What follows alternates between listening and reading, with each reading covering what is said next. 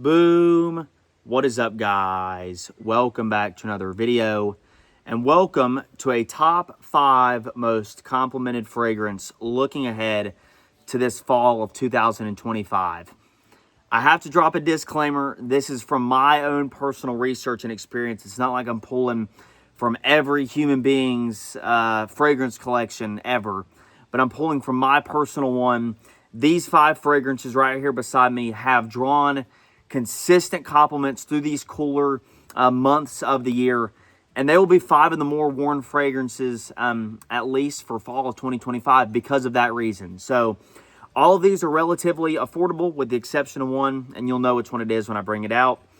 But if you pick these up, or if you have these in your collection and you wear them, if you're just looking for compliments, I think these are some of the better fragrances to go for, because obviously I have, a pretty healthy sized fragrance collection between bottles and decants. And so I think the numbers and the data that I'm using to compile this list is fairly accurate. So without further ado, though, we'll jump right in with number 5 on our list. Just going off of recent pickups, number 5 has to be Gucci Guilty Elixir. Now, this is Convict Elixir, but this is the exact match from Sensual Obsessions. And I just wore this out a couple times in the last few weeks, and I didn't realize it was going to get as much positive attention as it did. It's actually kind of surprising. But people really, really like this stuff. This is orange blossom, nutmeg, pimento seeds, more orange blossom in the mid, orris, vanilla, ambroxan, benzoin, and patchouli. Honestly, just to kind of simplify things down to me, this smells like Amouage Reflection Man on steroids. I mean, you take that powdery, musky, soft, citrusy DNA and you boost the projection and the longevity, and you're going to get something pretty close to Gucci Guilty Elixir. And so this is a crowd favorite. People really seem to like this stuff.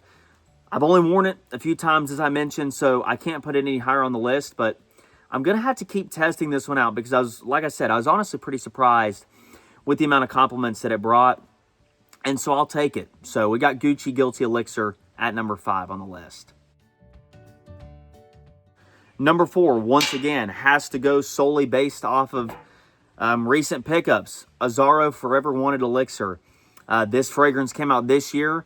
I think came out around March or April. So I haven't been able to wear this fragrance in the fall yet, but I have worn it just a couple of times, maybe 2 or 3 so far, since the weather started to cool down. And this stuff is a compliment magnet. Obviously, the folks at Azzaro knew what they were doing when they made a chrome gold bottle and made the fragrance just so appealing for everybody. Really simple note breakdown.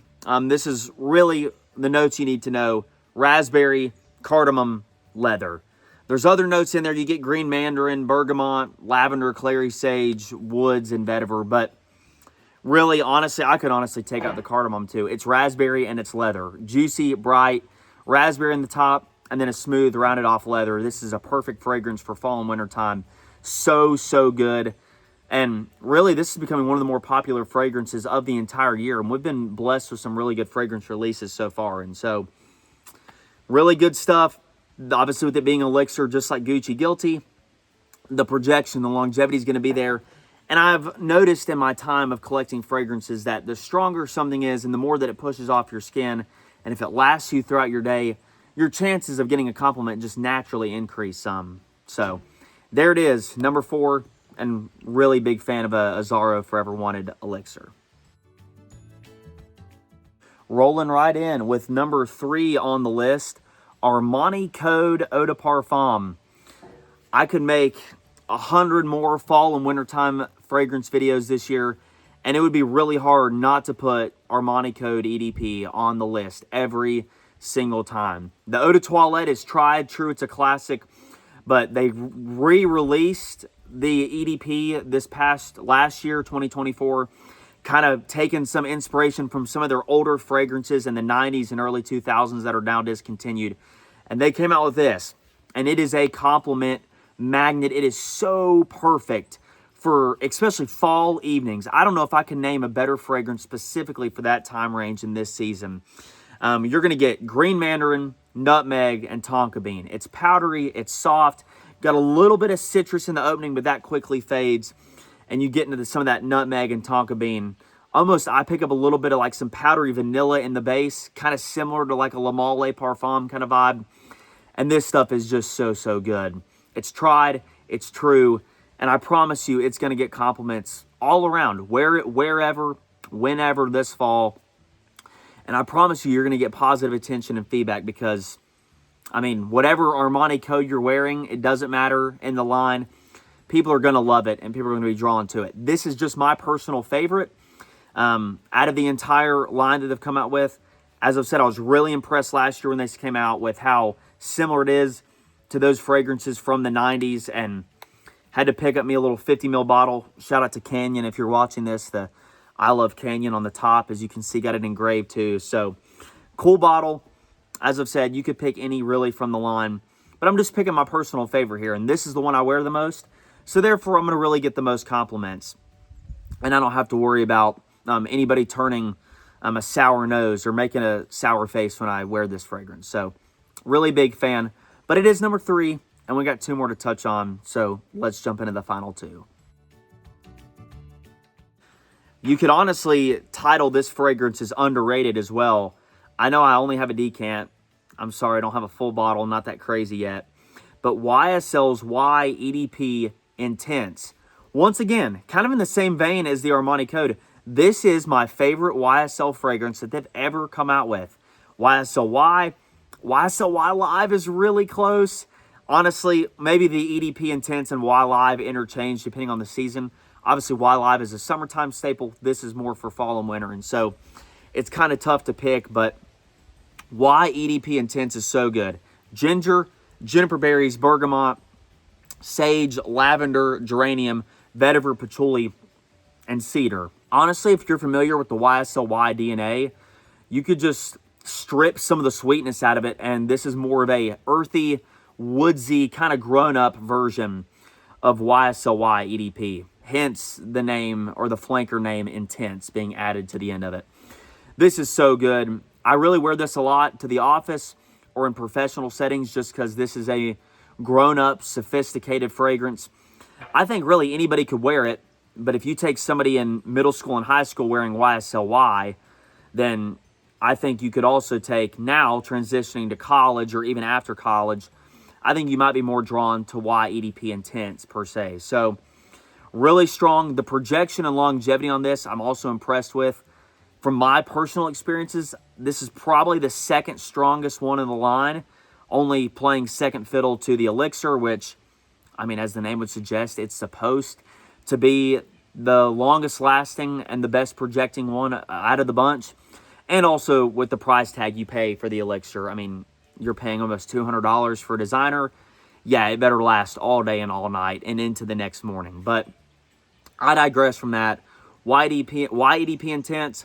And this fragrance has been out for a couple years, so it's now started to trickle into discounters. And I think you could pick a full bottle of this up for under $100 or maybe right at it. So really good price, especially for the quality, for the YSL, it's a very recognizable brand name, and the compliment factor, as we've went along with this list, you're going to get compliments. And honestly, it's only second to our number 1, but number 1 on this list, spoiler alert, is the most expensive by a country mile. And so without further ado, we'll just jump in. Let's see what the most complimented fragrance for fall 2025 is.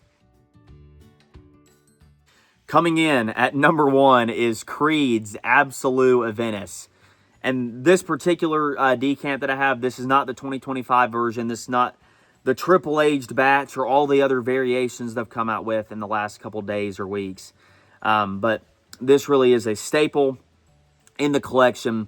And this is by far, as you can tell, this is by far the most complimented cool weather fragrance. Obviously, the Venice DNA is the most probably copied, duped, inspired by fragrance DNA ever in the history of fragrances, because Creed Venice is the most popular niche fragrance of all time. So that makes sense why it'd be that way. But the Absolute Venice, to me, just does it a step above the original, which I never thought I'd find myself saying, but this year things have changed. You get your typical Venice DNA.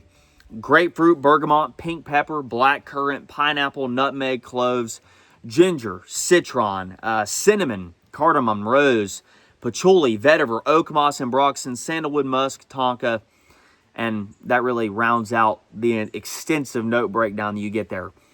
To keep things simple, if you've never smelled this fragrance before, I'll just pitch it to you this way. Imagine the original Adventist DNA, but with every part of the fragrance. I'm talking the pineapple, the oak moss, the woods, the citrus in the opening, the bergamot, the pineapple, everything ramped up to an extent, like almost to an elixir level strongness and potency. And then you're going to add notes in there like cinnamon and some other more denser notes to really ground the fragrance, make it heavier, make it stronger. But everything just pops a little heavier. I mean, you can maybe get away with this on a summer night, but this is a fall and wintertime staple. It's what it was made for. And I couldn't tell you, I'll just put it to you this way. I'm not even bluffing when I say this. I couldn't tell you the last time I wore this fragrance and didn't get a compliment. And I promise you, I don't always get compliments every time I wear fragrances. Even wearing some of these on the list, it's not like it's just a guaranteed compliment every time. For the most part, I do, but it's not 100% certainty. But I can say with absolute Adventist, whenever I wear it, doesn't matter if I wear it 1 day a week or if I wear it 7, I'm going to get at least one compliment every single day.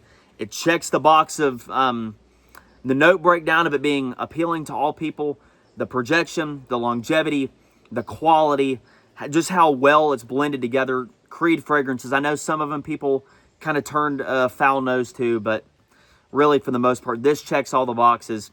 I think this is the best Creed fragrance of all time, and it is certainly the most complimented Creed fragrance and fragrance you can wear for these cooler months. And so drop down in the comment section below your list, other fragrances that you might wear that just get compliments each and every day. I love to interact with the compliments down below. Also, if you haven't subscribed, please do so. We are so close to 2.5K subs, so I encourage you to subscribe if you haven't already. And like I said, drop a comment down below. Y'all stay tuned for more videos coming up in the coming weeks.